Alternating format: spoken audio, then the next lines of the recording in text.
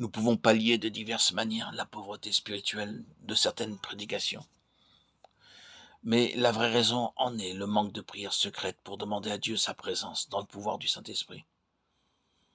Il y a des pasteurs innombrables qui peuvent débiter des maîtres sermons dans l'ordre intellectuel, mais leur effet n'est pas durable et ne pénètre pas dans les profondeurs de l'être. Là où se livre le combat terrible entre Dieu et Satan, entre le ciel et l'enfer, le sermon n'a pas été rendu victorieux spirituellement par la puissance de la prière. Les prédicateurs qui obtiennent de puissantes victoires pour Dieu sont ceux qui ont obtenu la victoire sur Dieu avant d'essayer de travailler sur le cœur des hommes. Ce sont ceux qui, dans leur chambre, obtiennent la victoire sur Dieu et qui, par cela même, sont victorieux dans la chair sur leur auditoire. Les prédicateurs sont humains et ont les mêmes entraînements que les autres hommes.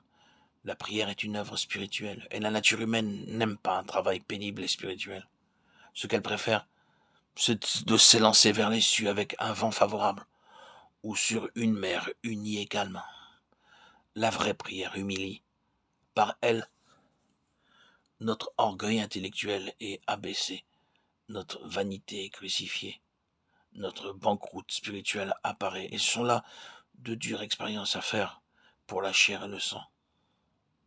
On aime mieux ne pas prier que de subir ces humiliations, et on en arrive à cet état pénible qui est le signe de notre temps, et peut-être de tous les temps, de prier à peine ou pas du tout.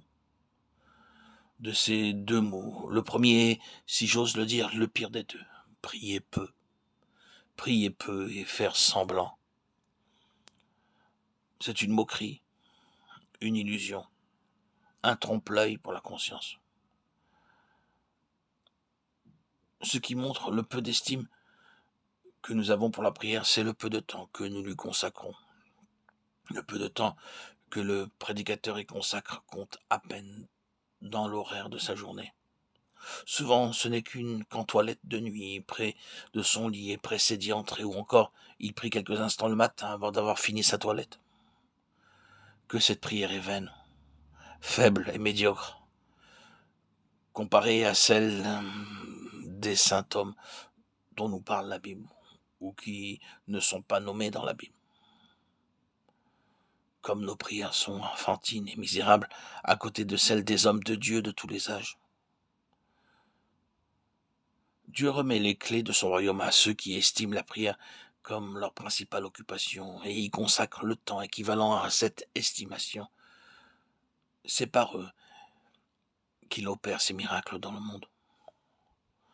Beaucoup de prières sont le signe et le sceau que Dieu imprime sur ses ouvriers puissants, gage des victoires futures dont il honorera leur labeur.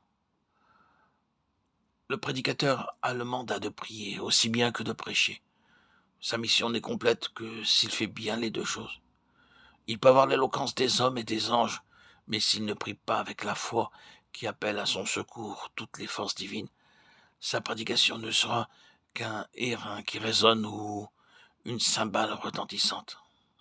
En ce qui concerne les résultats permanents, l'honneur de Dieu et le salut des âmes.